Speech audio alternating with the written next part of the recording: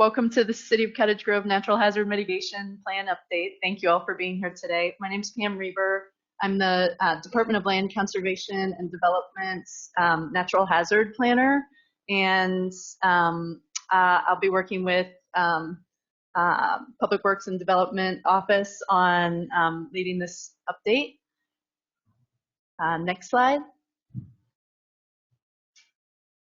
And there's Eric, maybe, or Faye, would you like to start us off with some welcomes and introductions? Thanks, Pam. So I want to thank everybody for being present today and volunteering to be on this advisory committee. I believe this is the third update to our natural hazards mitigation plan. This last summer, we were successful in receiving a grant from the LCD to perform this task, and Pam has been assigned to be the staff person to, complete the majority of the update and to bring the plan up to date with current. We'll be working on adding in information from the past years of like our snow event, potential flooding, some wildfire items that took place, events that took place pretty close to our community.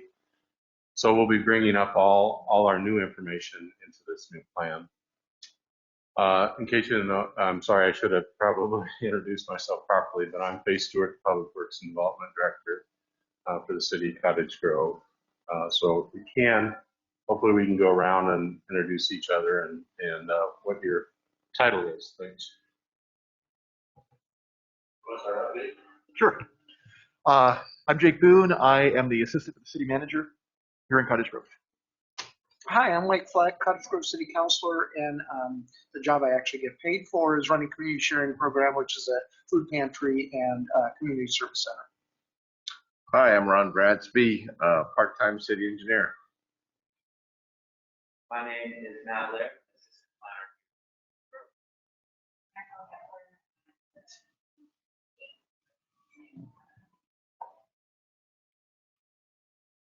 Dan Solby, chief secretary.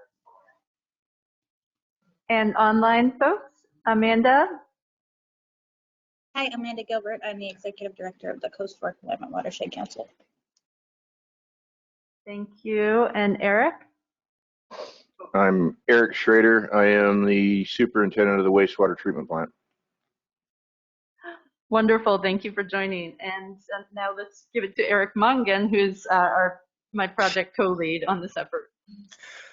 Good morning, everyone. Eric Mongan, city planner, also floodplain administrator. So having extra duties in that department. Well, thank you all for being here today. Let's see. So just a quick overview of the agenda. I'll walk us through what the project is and what hazard mitigation is a little bit. And then we'll talk about floodplain planning and how that's going to occur as part of the project, and how that will help the city with their NFIP requirements, the National Flood Insurance Program. And then we'll talk a little bit about public involvement and cost share. We'd love your input on how to engage the public and the importance of community organizations to improving resilience to hazards.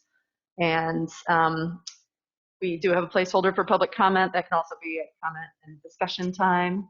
And then, yeah, maybe we'll choose some meeting times for our next get together, if that sounds okay. Next slide.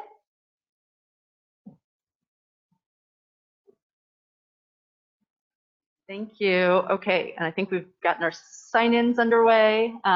So FEMA requires us to do kind of double duty documentation on everything. So we need to have our, anyway, so you're helping with that, thank you. And then, yeah, just going forward, we wanna make sure the public is involved. So if someone is online, are we, how is this, oh, right. We don't have anyone online. We're not live streaming this, is that correct? Okay, Thank you, sorry. If someone watches this later though, you could email one of us and get in touch.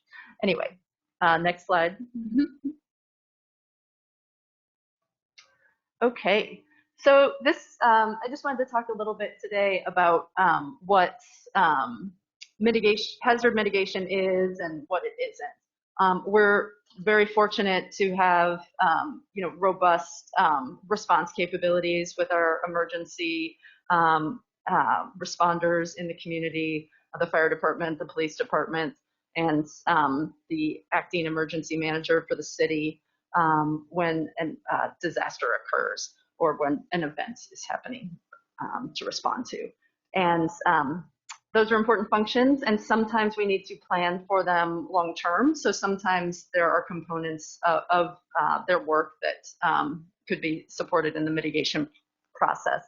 But primarily mitigation is a long-term effort. And so if we're thinking about critical facilities, improving the seismic resilience of a building that is a critical facility, or the fire resilience, whatnot, of structures and infrastructure is really what we're talking about in hazard mitigation. For community preparedness, sometimes you want to think about, wow, what would it take if we had a mass care event? How many supplies would we need? Where would we need to store those things? Those are long-term things. You can't do that, as we've seen with COVID, the supply chain, blah, blah, blah. If a big event happens, we need to have thought about it well in advance. And so similarly, our upriver communities that have been suffering with the Holiday Farm fire, have been in the recovery mode. So unfortunately, that does involve a lot of bureaucracy. And so the capacity of a community organization to even just handle paperwork really comes into play. But also just thinking long-term about community economic resilience. And there's some, neat things that can happen long-term when we plan ahead to protect our communities. So, but just when we are talking about mitigation and what's, supposed to go in the mitigation plan, it really is those kind of long-term actions. So just wanted to share that. Next slide. Okay, so this slide really should only say 4 things, but there was a handout in the agenda that has a good amount of detail, and this is basically a snapshot of our score sheet for the final plan. And so FEMA will review our plan on these criteria. And so overall, generally, there's a planning process that needs to be checked, and the city really does carry a lot of the responsibility for that. The community organizations that are supporting the process really have a great role to play potentially to help the community members find out about the process and just express their concerns about hazards or their ideas. Internally, we've got great staff participating in this hazard mitigation advisory committee, so that's very helpful. And so documentation is a big deal. Then there's 3 other major components of the plan itself, and that would be the hazard ID and the risk assessment. We'll talk about that a little bit more in a moment. The mitigation strategy will have our action items, and that will be really where the community wants to get involved, that kind of documenting some of the hazard history. And then we'll integrate other plans that the city's working on. So the good work that's happened with the Heritage Resilience Plan that was completed in partnership with Oregon Parks and the U of O. If anyone will take a look at that in more detail. So that looks at protecting cultural resources in the city. We'll crosswalk that with our plan, as well as other work to improve the resilience of city reservoirs and other public works capital projects and that sort of thing. We'll crosswalk those into the plan. Then the final part will be plan adoption and that whatnot. But within the risk assessment and the mitigation strategy part is where our plan review and our public review will occur. So, okay, that's the project in a nutshell. Next slide. Okay. And so I also just wanted to clarify, risk and when a hazard is a risk to the community. So you can see on the left that, we think about natural hazards, and there are, specific criteria that we'll look at. So the frequency, the probability, the extent that a hazard, so you get a flood event, how far into the floodplain does it reach, and then the severity. So, we sometimes this work can be complicated because of all of those variables. And so when we're ranking hazards or when we're developing a mitigation action, it's really important to develop a scenario and also a problem statement. So, we were just talking about something before the meeting. Let's see, about the floodplain. And so, would the city, move into buyouts in the floodplain? And it's, for a FEMA project, there would probably need to be repetitive loss. Right now, the city doesn't have any repetitive loss. Okay, no problem. Well, if we dig in deeper and we think, say we had a scenario like, well, we think there's going to be 2 catastrophic flood events in the next 50 years. How many community members live in mobile homes that are at risk from those catastrophic flood events? And if you really drill in and you're thinking, oh, we would have to evacuate senior citizens, we could have a lot of people, lives devastated, okay, then your decision would be different. So not to be catastrophic in our first meeting, but nonetheless, those are the kinds of exercises that we'll want to do. And we'll use data and local knowledge to do that. So, but then moving on, so we'll want to take a look at the vulnerable systems in the city as well. And it is really when those overlap that you have risk. So, just because there can be a flood doesn't mean it's dangerous. Floods actually provide a lot of habitat benefits for the river itself, just like fire is a natural process. And, it's very cost effective for managing vegetation, but, but we don't want to do it all at once. We want to do it over time on a regular frequency for it to be safe. Next slide. So just building on that, so we will go through a process where we rank hazards locally. And that will be, again, we'll document the hazard history and really the hazards from that local perspective. Things that, will require knowledge of all of you. And then we'll also have another risk assessment, technical analysis done. I think that's my next slide. Could you advance? Okay, yes. And so the Department of Geology and Mineral Industries will be conducting a risk report for the city as part of this project as well. When the state applies for FEMA dollars to do these projects, we have been trying to bring all of the communities that we work with up to speed in terms of having financial loss estimates and a uniform data set. And so Dogami is our geohazards kind of consultant group, if you will, at the state.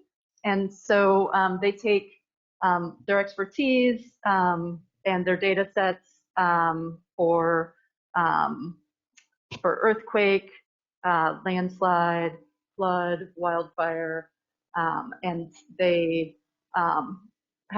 model scenarios, and then they overlay those onto a building data set that is building footprints plus assessor data. And so we'll be able to see maps of the city footprints, and the financial data will be aggregated. So all risk assessment is relative, and so that data won't be useful like per building. It will be more to give you a sense of what the total, to compare the risk. So, should we act on flood or should we act on wildfire? How much would it cost for the city to have an earthquake event? There's two types of analyses, one that's kind of just an overlay, and then another that really drills down, that exposure analysis. Anyway, blah, blah, blah. We will host Dogami to come and explain that and share some great mapping as part of that project. Next slide.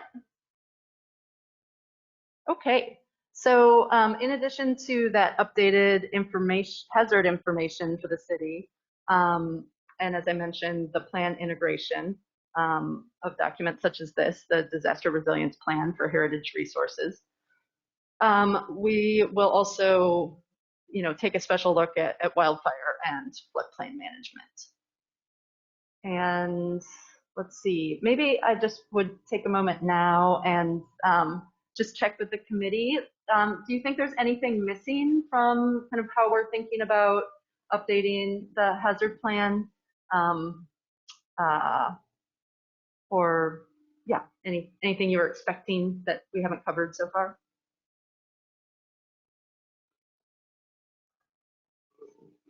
Nope, okay, I mean, yeah, we've been ready to do this for a little bit, so thank you. Okay, next slide. Okay, and let's see. And so I just wanted to share a couple of links for the online data that exists now, so that community members could, go investigate it. But the landslide, and so this website, Oregon Geology /Slido, is the state landslide information database.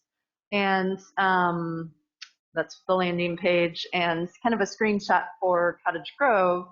And one of the interesting things, the city's beginning to work with Dogami on an additional project to do additional LiDAR analysis that will update this map. And I think if you go to the next slide, I'll show like a little screenshot of, so you can see like the color difference, the density of information. So the community of Astoria has done a lot of detailed landslide analyses. The community is in a very landslide prone area. And so we have some great lessons learned, and anyway, we are working cooperatively on a number of fronts to improve our understanding of where slides are, and that is just so informative for citing new structures or for regulating development. For example, it can be quite catastrophic to dig at the base of a large slide area, and it can just be a matter of avoiding a development area by a few feet, so that could save lives and hundreds of, well, a lot of money. Next slide.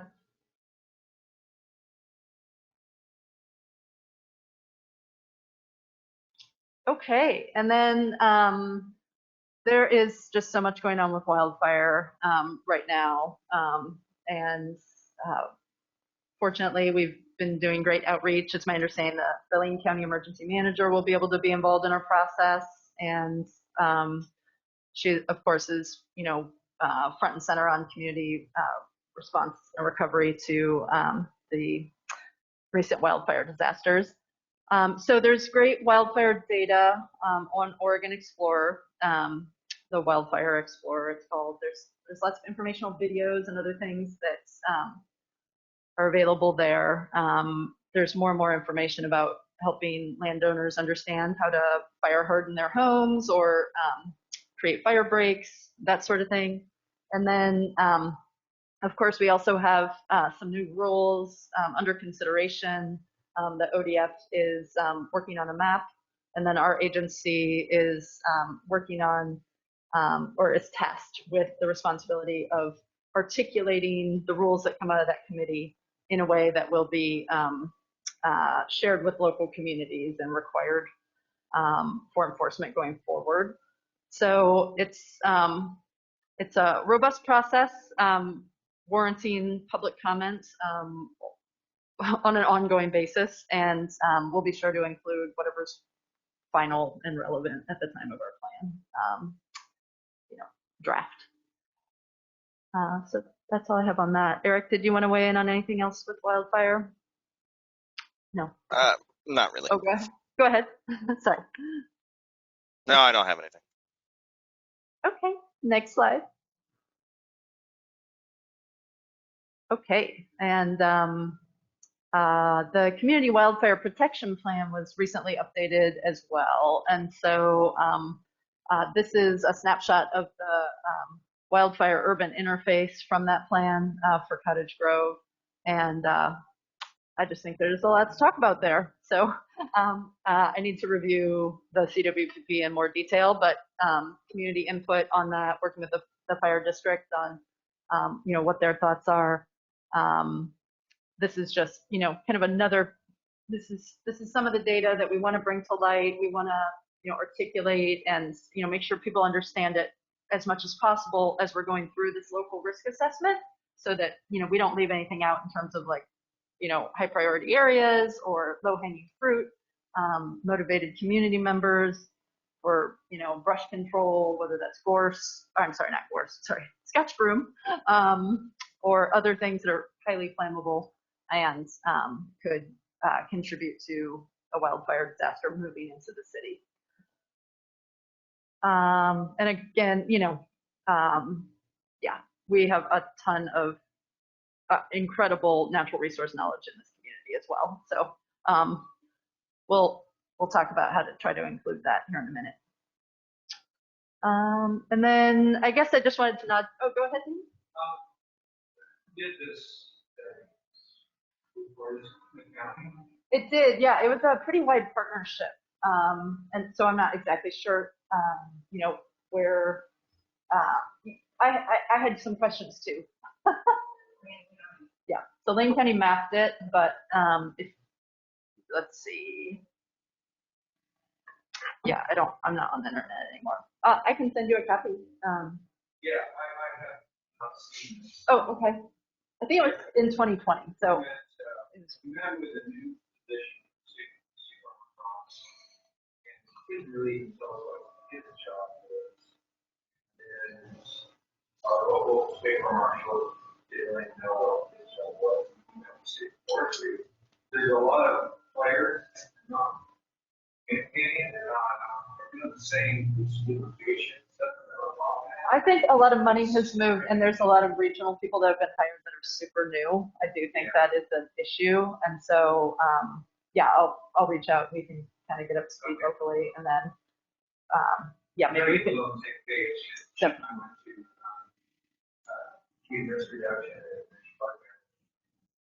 Oh, great.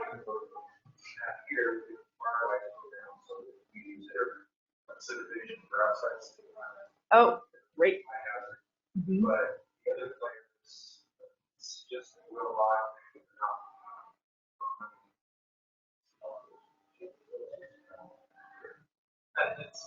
Okay, well, let's make them work.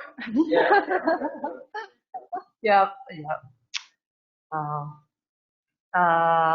And then this last section is here just because one of my favorite things about the hazard planning process is bringing together these three sectors of an organization or of expertise in an area. And so that's emergency management, planning, and public works. A lot of times, our daily tasks and our responsibilities and our work is very different. And so, we use different tools, but really in hazard mitigation, well, on the one hand, FEMA sees all of those as authorities. So they would like to require us to show in the plan how we're using our authorities to accomplish the work. But really, since these are long-term projects, they're most successful when these three sectors really choose the priorities together, or at least contribute to each other's priorities in a substantive way. If you think about water infrastructure supplying a fire response, we need to prioritize that area, or for planning, we want to build there. Well, do you have water supply there? Is the line big enough to get enough water, for fire response? Obviously, there's laws, guiding some of these things, but next slide. Okay, Eric is the city's floodplain manager, and I'll let him take it. Thanks, Pam. Yeah, so a part of this, of course, floods being a component of natural disasters, of course. In discussions with Pam before the meeting started, locally our code is actually pretty robust and a pretty well-designed code. So I think the area of focus for this update and the concurrent committee, the 510 activity committee, as a component of our community rating, we will be looking at what the preliminary maps will do. Right now, the city has been, given an opportunity to see preliminary floodplain maps that are going to add a significant a bit of square footage to the 100-year floodplain here in town. And so then to consider, thinking back to that circle diagram that Pam showed earlier, what mitigating factors can we consider?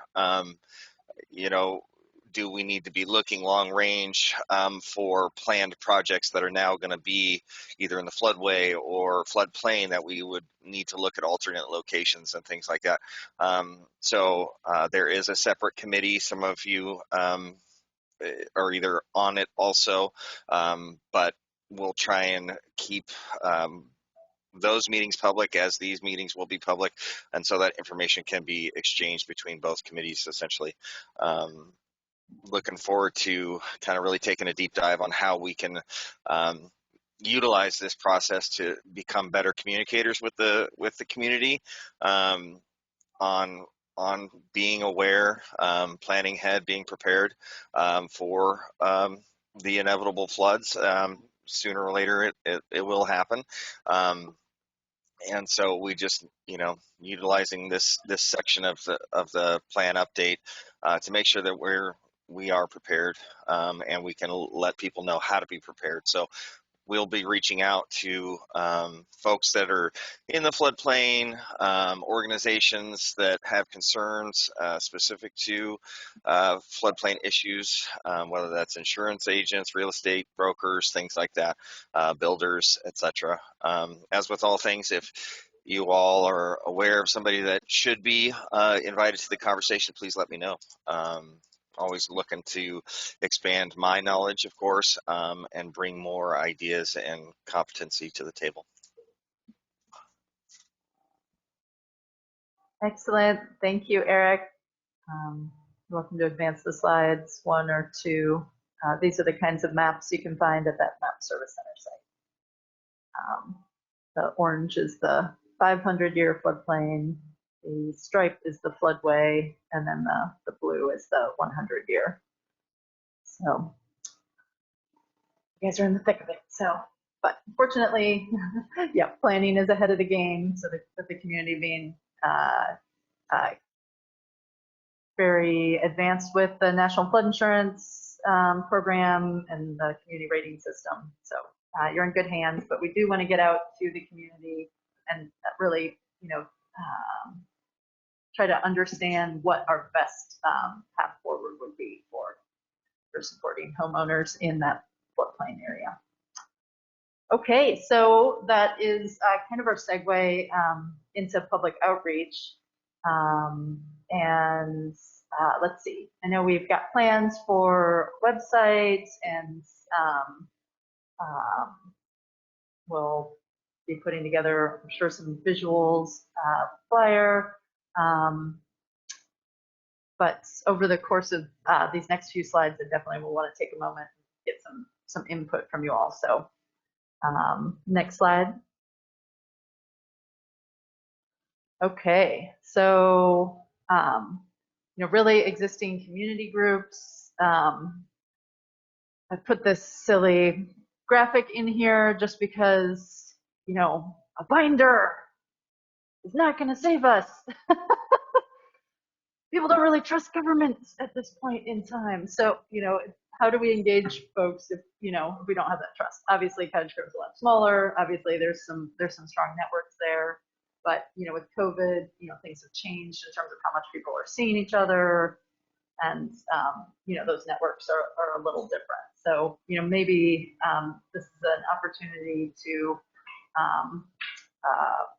you know, remind community organizations of how important they are to us, or, you know, reach out to them and, you know, think through, you know, the types of potential funding for vulnerable populations, for example. You know, hazards really brings up that long-term piece, which, you know, obviously people have lots of immediate needs, and I'm sure you guys are hearing those a lot, but, you know, community organizations, they're grant funded, you know, hey, let's start working on, you know, on this piece. So this is, yeah, just time for some ideas around that. Next slide. Okay, let's see. So I just wanted to, this is also in the agenda. So the Hazard Mitigation Advisory Committee meetings will, you know, meet some of our requirements, but, you know, without more community members, we're talking to ourselves a little bit.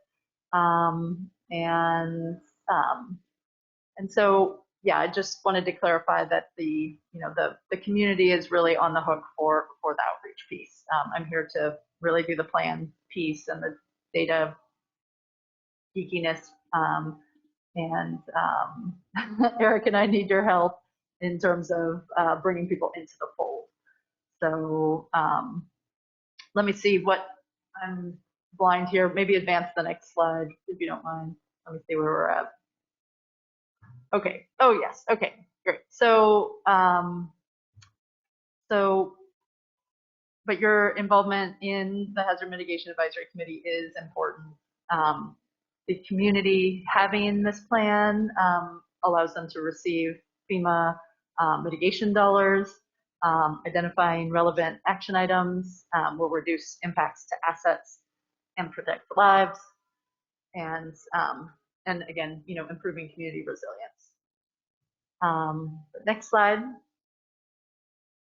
But we do need folks to do active participation, fill out cost share forms, provide their information and data, and again, really engage with external stakeholders. So Eric and I will outline like the specifics, but it would be great to hear from folks now about how community engagement is going, or if you have thoughts for, you know, for groups that might be working with people who need to improve their, you know, wildfire resilience in their home, or have, you know, yeah.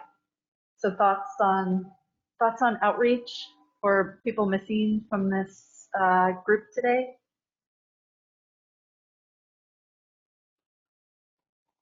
Let's go around. Sorry. Sorry. Do you mind, would the group mind just doing a little brainstorm? So what comes to mind for you, Jake, when we were like thinking about this? Sorry. Who's missing? Yeah. Or who should we reach out to? Oh, the fire department.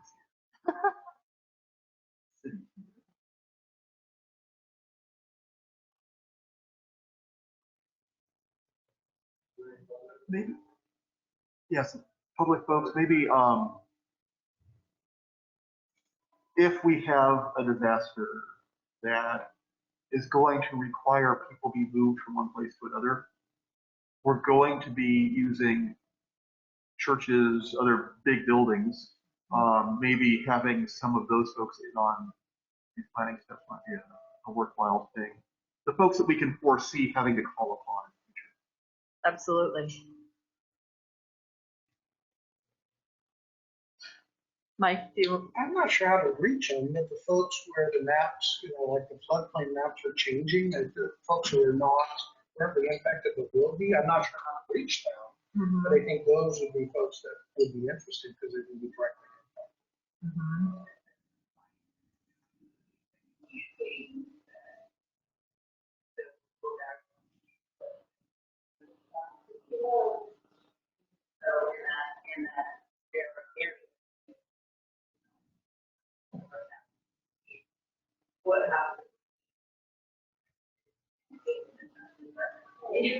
So the,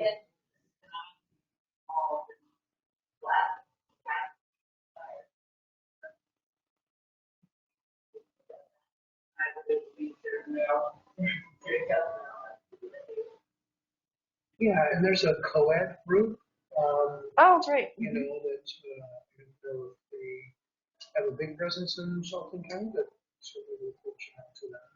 Yeah, absolutely. Sorry, I'm like trying to figure And out how I'm to trying put you to on the remember spot what it with your. stands for, but it's emergency preparedness. And I know it's Yeah. United Way that's reached out to me. Yep. Okay. And or Food for Lane County, both could give you contacts for that. Yeah. In fact, the county gal who's doing the sheltering, Maria Cortez, connected with me with somebody, and I have an email. I just have to go back there. Oh, sure. Now, this was around shelter opening, and I did not receive any help in that regard, but this is kind of a different thing. Red Cross would be another one. Absolutely. Yeah. Oh, great. Thanks, Mike. Ron? Oh, I'm wondering about police. We have fire, like you said. What about yeah. police? Possibly.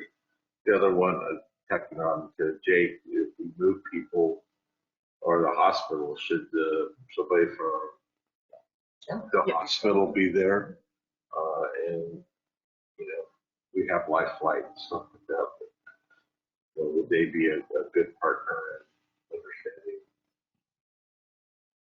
Help us understand in a disaster or something where, you know, we need to do things.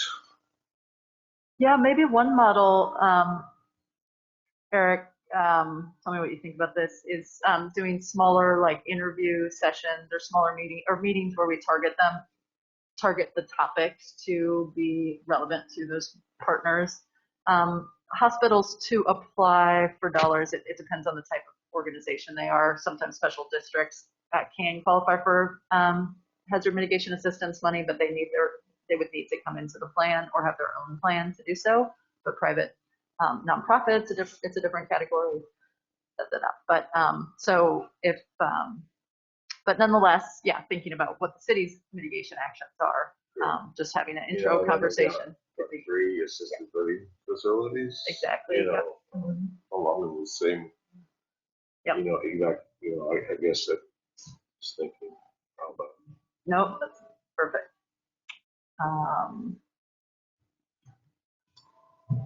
Danny, do you have anything to speak to on those, just on evacuation planning? Do we know what to expect? Do we need an evacuation plan as a mitigation action itself? Danny, can you go to the podium, Oh, please? I know.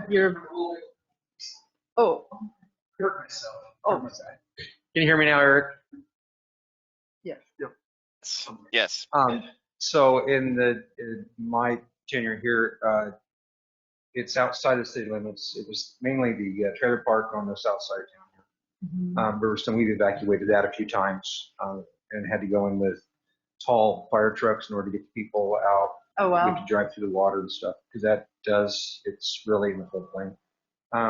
In town here, I don't recall us ever having to evacuate. It was more of some of the houses around the river, they self-evacuated. Sure. There was some elderly and stuff, we went and helped them with that. But as far as a plan, that's always kind of been just a response. Yeah. We know what to do. We didn't have like a plan. Yeah. Well, we knew who to call, and if we needed some more help, you know, with tall vehicles, wonderful. go through water. So that's it. And as far as other people in this, should we contribute? Maybe the school district having somebody, because of those schools we would be using for housing people or the resources, because you can cook meals there and you can even manage that. So Okay. that'd be a thing there. Great. Thank you. Okay. Thanks.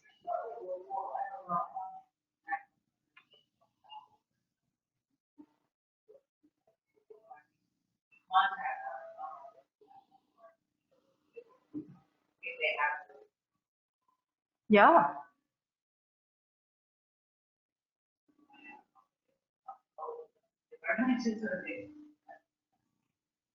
Okay, great. Yes, National Guard would, I think having the Lane County Emergency Manager involved in our process, maybe we can have some insight from patients about, how those processes work too. And, but yeah, the local contacts, always good to, yeah, get in touch.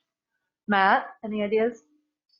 Go ahead. Well, I guess my thoughts were I'm as sorry. far as like teaching local public engagement, and we get a presentation places like that, journal, Rotary, plants, that kind of stuff.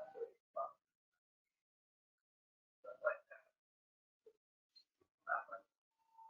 Absolutely. Great. Okay. Yes. So I was going to just add a few things. So in regards to the National Guard, I believe we'd have to have a communication with the state's emergency manager, Oh, okay. and it takes the governor to come and deploy that resource. So a connection to the state emergency manager's office would be probably good. As far as notifications, we have at least one system in place. We are in partners with counties, the county and cities in regards to a SIM program. It's a mass notification system. We have the ability through the police department to push out messages to contact numbers, cell phones, Oh, great.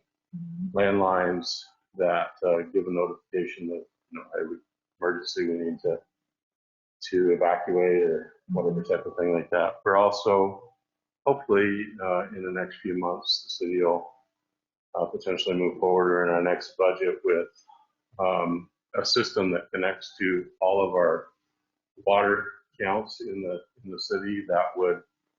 It's kind of designed to connect the citizen to their water usage, but it has a tool in it that allows us to push messages out to everybody. And everybody that lives in the city that has an account will have some sort of a contact method, whether it's their cell phone, personal landline, whether that's their text, email. So we'll be able to actually push a message out, and hopefully they'll utilize it because they chose what is their best contact method to reach them. As I kind of think about this, we have the Department of Forestry. We should maybe possibly have both I don't know, it used to be East Lane, now I think it's the coast, the Cascade Range, and we have West Lane, because we're kind of split, our community split.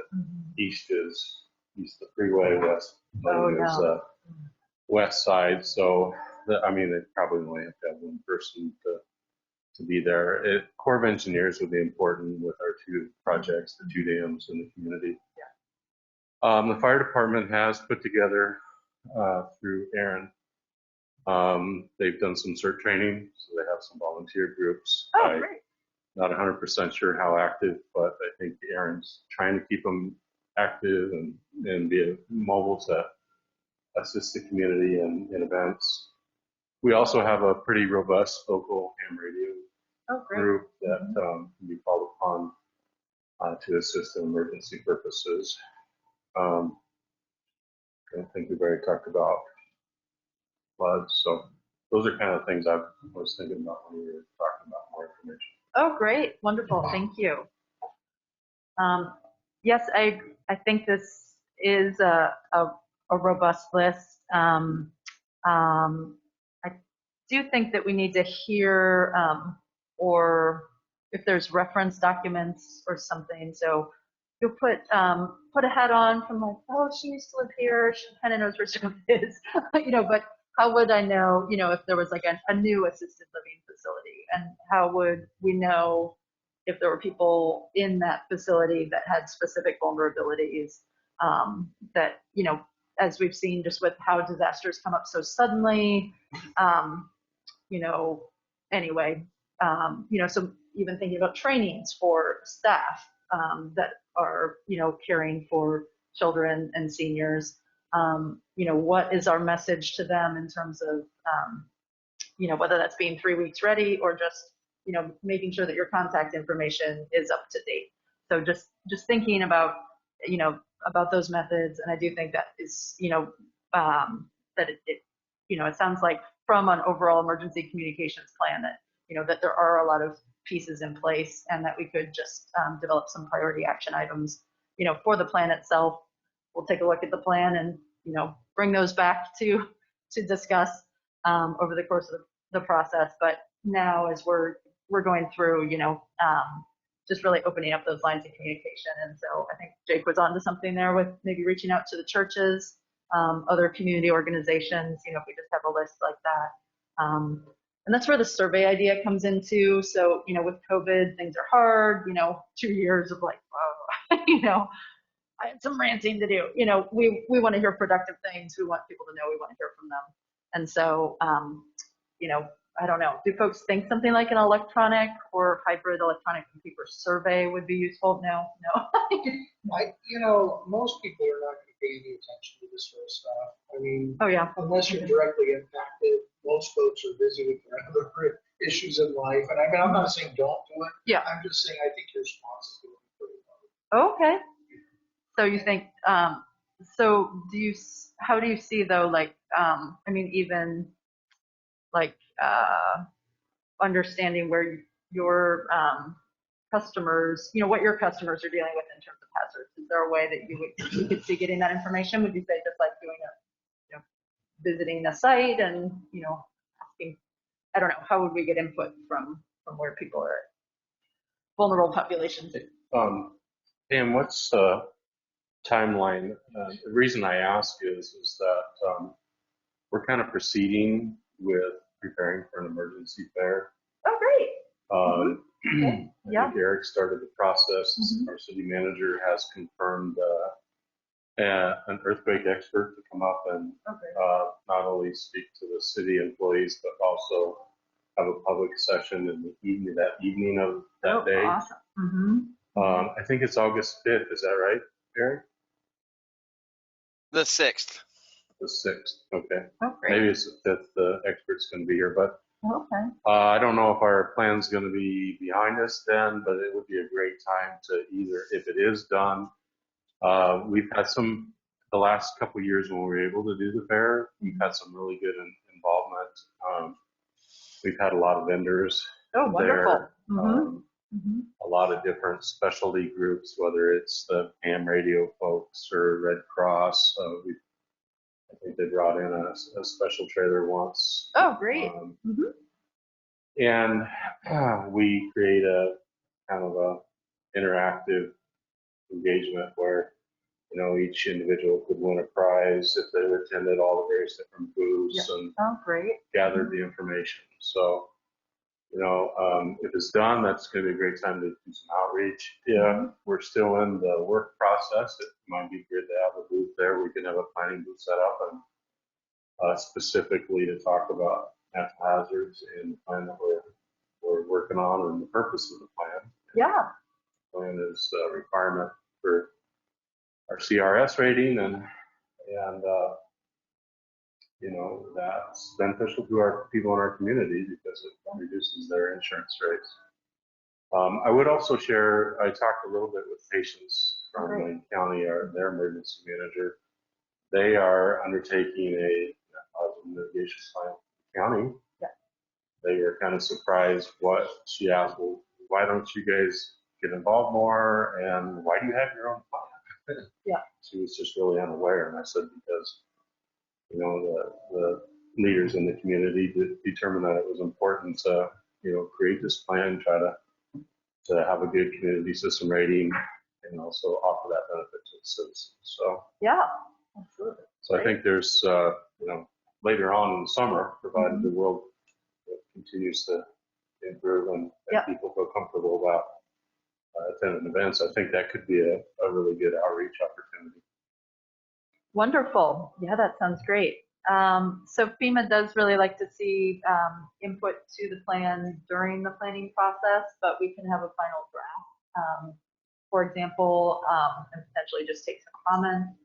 But we can see, where we're at with the process. It does. There's probably usually like about it can be a 6-month process. Sometimes these are multi-jurisdictional plans, so adoption can and take a while, but it'll take us 3 months to get through Oregon Emergency Management and FEMA review anyway. So and yes, we just had some staffing changes, so there's lots of plans happening. So we can have the timeline. We can talk about that, what works best for the city for the timeline. But great. Well, I think we got some good material here. Eric, how are you feeling about it? I think it's good. I mean, some of the things some of the entities or agencies were invited, but due to whatever circumstances aren't here today, but we'll keep asking them to attend and soliciting their input. And then some of the other ones definitely will add to the list and make contact with them. Yeah, it's all definitely good stuff. Oh, great. And then I am realizing that I want to have Eric and Amanda go through the go around. I apologize. I haven't been doing this. Yeah. So Amanda asked if she could just email in some thoughts later to add. She's unmuting now. Okay. I'm not great on the spot. As soon as you ask me a question, my mind goes blank. But as soon as this meeting will end, I will have a laundry list of people that pop into my mind. So, yeah, I just wanted to make sure not to try to push myself to come up with everybody I can think of. If I could just email you guys with a complete list. Oh yeah, absolutely. Are you doing science pubs? Sorry, I have to ask. We have not restarted. My decision has been based when there's 2 months where we don't have a change and have to cancel another speaker. Oh yeah. We will restart at some point. But every time we've tried, there's been another change to restrictions. So we need 2 full months where there's no changes. I was thinking living room pub myself, but no. Oh yeah. Okay, great. Well, yeah. Love your thoughts on if you do start having speakers, it does seem like there's some great wildfire and other intersections with your work, of course. Thank you. And Eric, did you have any ideas or thoughts on the process? I'll drop a note to some FEMA Region 10 folks and see if they have any capacity to participate. The emergency prep fair, of course, that Faye mentioned. But we'll, as we're going to start advertising these meetings, of course, in the local paper through Friday updates and things like that. So we'll start getting the word out a little bit more. I will, contact our one neighborhood group, Friends of Mount David, and have them assist in spreading the word. And then, of course, just reach out to some other known individuals just to try and, again, spread the word and hopefully get some folks to be able to attend as the general public so that we can engage with them in this setting during the process as well. So. Great, thank you. Sorry, Eric Schroeder, did you have any ideas? Sorry, just going around the loop. Not to put you on the spot. Okay. What's that? Yeah, no. No worries. Well, Public Works staff, be warned. I'll be interested in talking to you about your infrastructure and how you're thinking about improving it. Although maybe Ron and I both will come talk to you. Let's see. You want to advance the slides? See what else we were going to talk about? Oh, cost share. I wanted to hand out forms today. I will email forms.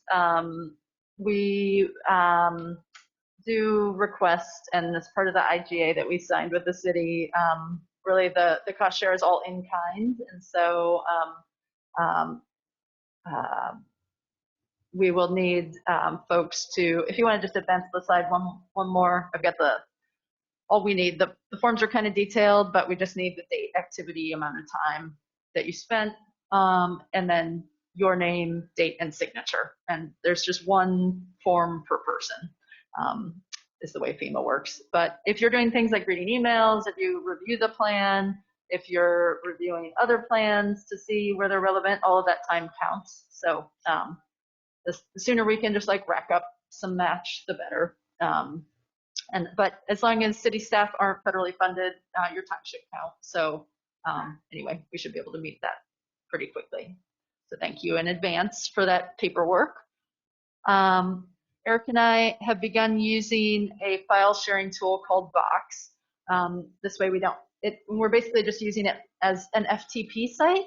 And so, but we will be able to, and so it's because so many of their plans are large documents, and the final plan will probably be a large document. So you'll receive an invite to this folder, and it will be where all of the files for the project live, like the meeting materials and things like that. But we'll send you an email. So I was going to ask, in your presentation, you had a lot of links to different sites. I'd be really curious to get those. So would that be in this box or sent out to us? Yes. I'll make sure that they're either live in the presentation notes or send them separately. Okay, great. Thank you. Yes. And so you'll receive an email from me and then an email from Box itself, and you just need to make a creative password essentially, and then that creates an account. And it might give you an error message, but if you just go to the link, you might be able to see things. But feel free to let me know if you have any issues. And you can't really mess anything up. It tracks versions of things, and so it just makes it so we don't have to. Anyway, it makes it so if we use our FTP site, things don't expire on there, so everybody can see the same stuff. Next slide. Oh, do we have any public comment?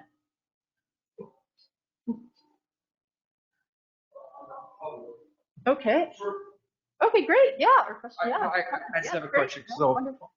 I've been on a lot of boards and commissions that we make the binder like you're talking about, and then it's still on the shelf, and we've never used it. It's not living, so it's never been revisited. And so is there, for anyone here that's been a part of one of these before, is there a way for this to keep alive and then it gets revisited and we actually use it and we do something with it? Because I don't want to spend a whole bunch of time making this binder and then us not do anything with it. So that's kind of my question. So if you had any experience, maybe you can shed some light on that, how this stays alive. Sure.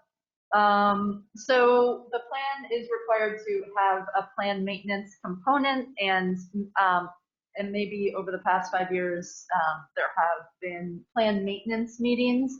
It is good to schedule them like once or twice a year, just so what you're saying, so that things keep going. But I think with COVID, like everybody has dropped their plan maintenance procedure, unfortunately. But otherwise, I mean, usually when we're starting these processes, again, it can be with large organizations, and I'm starting to encourage the emergency managers to just cycle this in, because it does take a while. You know, we could meet quarterly, we could meet monthly. Our process here in the city is going to go a little bit faster, but I would recommend that we just start getting, that this committee recommend like an annual date or a semi-annual date to just like have the meeting and just get it on the books, that kind of thing. Not to predetermine things. Eric, do you have other thoughts or? Yeah. So part of our annual process, we do go through annual evaluations for floodplain development, for the community rating system and things like that. So there's a check-in, and as Pam said, this committee or some portion of this committee is supposed to hold, annual or semi-annual check-ins, if you will. Obviously, with a natural hazard mitigation plan, the hope is that it really just is a plan, but then you never have to use it, right? I mean, because that means that something bad has happened, but we're prepared for it. What I am hoping with this, for example, as we look at wildfire and some of those other important topics with potential occurrence, is that we take something out of that says, okay, we're going to have a separate planning process that amends our development code to include things to harden off development on our in the WUI or on the marginal areas of town. So again, making things more resilient in the future. So that's a way that this document can actually functionally change and make, build in preparedness as a function of other aspects of the code, if you will. So that's one example, of course, with the wildfire, but just how we utilize this document and this committee's brain trust to make the people of Cottage Grove safer. So yeah, I mean, I hear you though. A lot of plans are out there leveling tables and things like that. So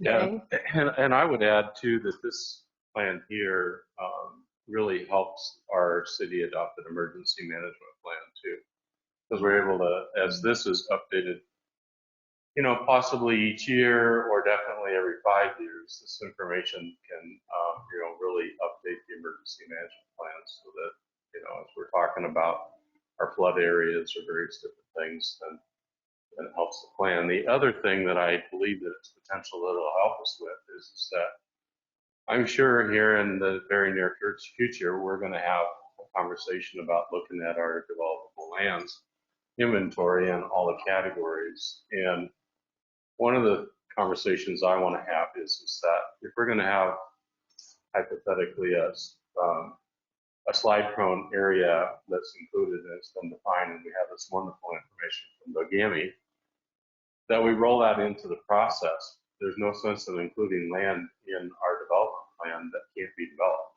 And that's the problem we have today is we have land that's being counted for development that in reality it's either too steep or it's potentially a slide prone, or now a year from now they're going to be in the floodplain. There's barrier floodway because it's changing.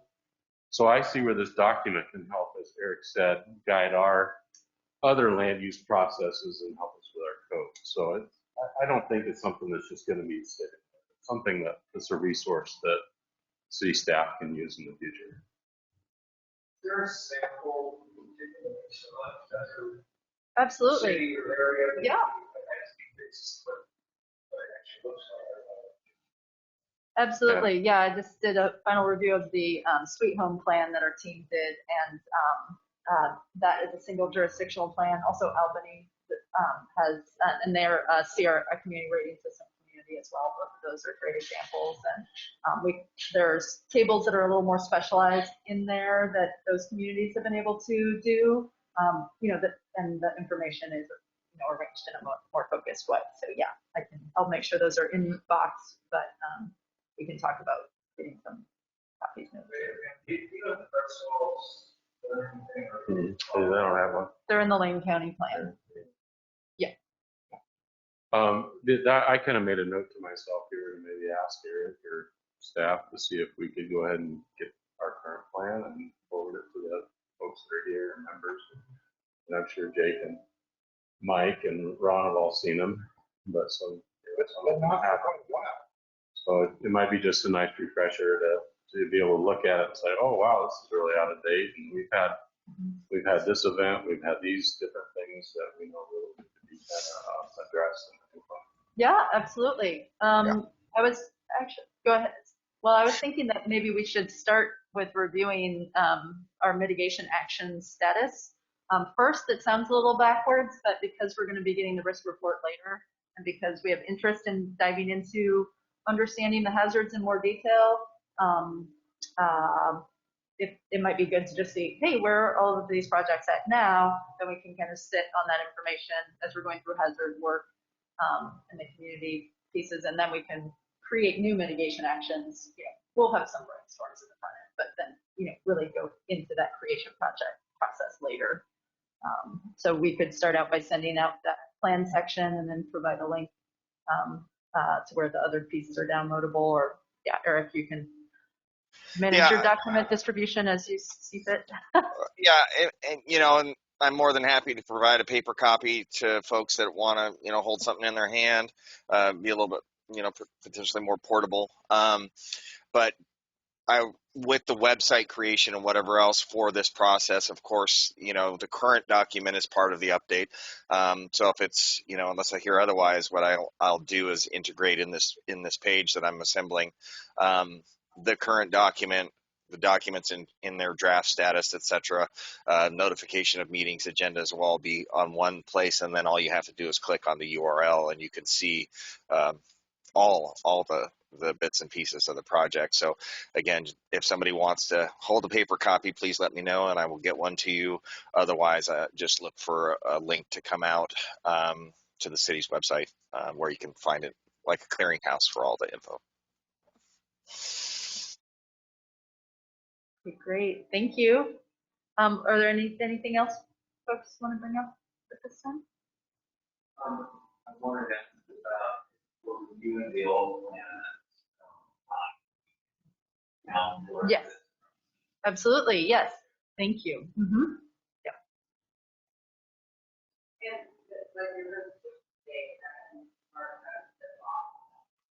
Yes, yes. Thank you. Awesome. Next slide. Let's see. So I think we're wanting to keep the process moving along. And so I wanted to propose potentially meeting the last week of February and or the third week of March. Eric, what are you thinking about the meeting schedule? Do we want to choose one date today or two? If we could get February and March locked in, I think that helps for public notices and things like that.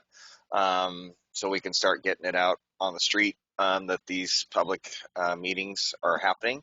And so, yeah, the more lead time I have, the better on that for my thoughts. The other question I would have is also related to just time of day.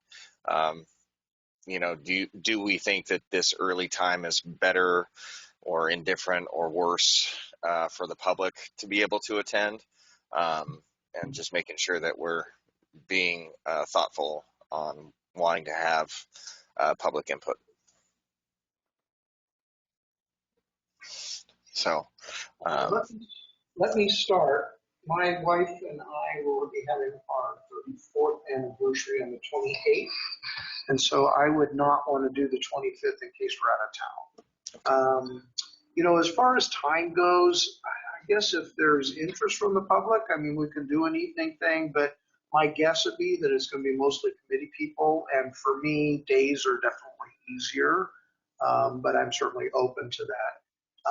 When I look at my schedule, I really don't have much going on that I can't get out of. I mean, Rotary at noon on Thursdays is really kind of the only the conflict I have.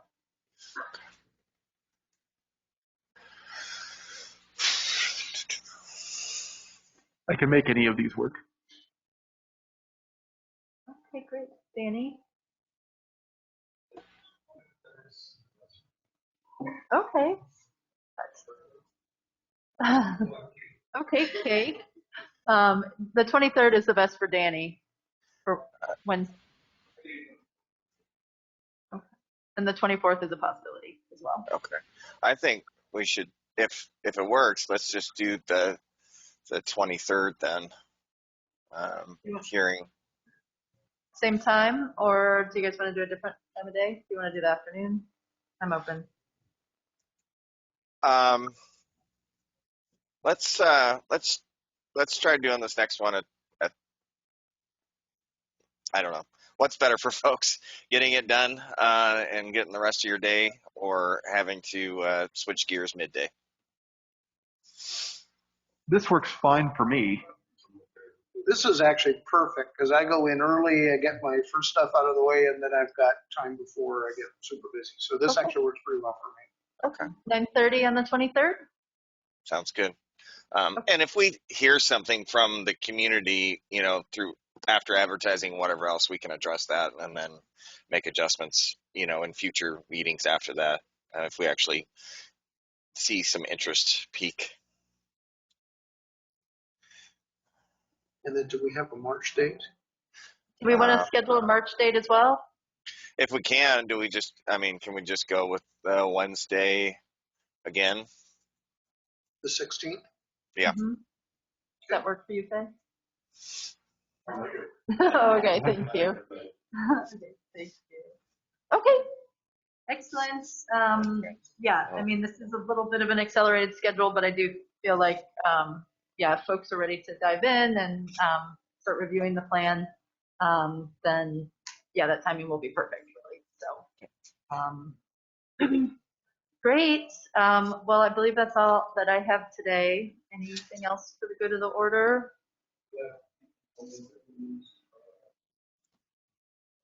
Yes, I would propose that we send out the mitigation actions from the last plan, but there are kind of a lot. I mean, the plan is primarily hazard sections with the mitigation actions. So are there, should we pick like 3 hazards to dive into first on those status updates?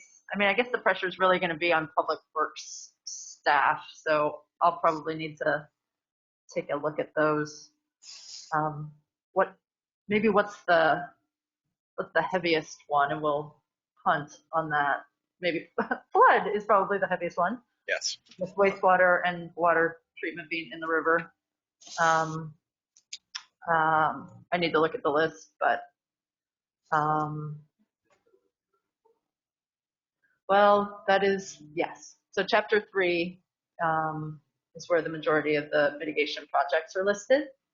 Danny? So on a sidebar, the gentleman, Brian, Jeff, anyway, State Farm Marshal guy, the new guy. So we were recognized as a high. We scored really high. Our great. Score high is not necessarily good, but it's good for money. So Okay. there is some money available for that. So it's different from the state forestry's money for like the WISE program and stuff. So he said we would have some money access for like brochures or flyers or handouts for doing some things. So and it's not just for rural, it'd be the city, just be this whole area. So where the state forestry is more their area, this can help us meet some needs. So I'll meet with him again and try to get some particulars on that, but there may be some way that we can do for some education things. We can make a brochure that would be for us. Nice, for for area. like hardening structures and for some of those things, for wildfire or for flooding and stuff like that. So, great. Yeah. So anyway, I'll Oh, wonderful.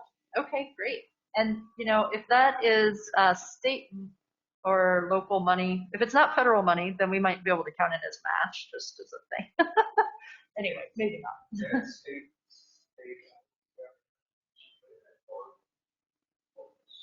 Okay. Well, yeah. I'm not sure if it would count, but anyway.